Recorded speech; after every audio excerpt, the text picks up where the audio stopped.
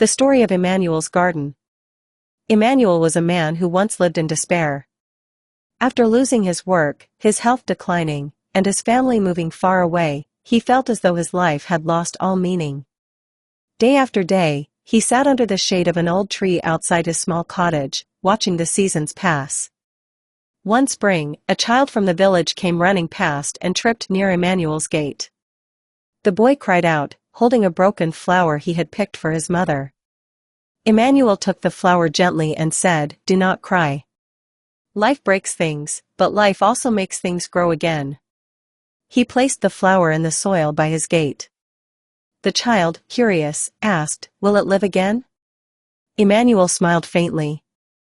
With care and hope, even broken things can live. Day after day, Emmanuel watered that little flower. Soon, it stood tall, its petals opening wide. Inspired, he began planting more seeds, flowers, vegetables, and fruit trees. Though his body was weary, his heart grew lighter with each sprout that pushed through the soil.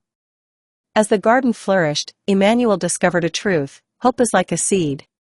When planted in faith, it grows into life and blessings. Villagers began to notice the transformation. Children played in the shade of his trees, neighbors gathered to share meals from his harvest, and weary travelers rested by his blossoming gate. The garden became a place of renewal, not only for Emmanuel but for everyone who entered it. One day, the same child who had first brought him the broken flower returned with a smile. "Your garden is the most beautiful place in the village. How did you make it grow?" Emmanuel replied, "I did not make it grow. I only planted with hope and trusted life to do what life does, bring forth blessings." From then on, Emmanuel was no longer the lonely man by the tree.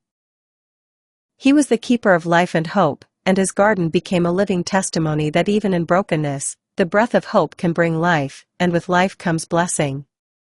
Like, share, follow and comment for more.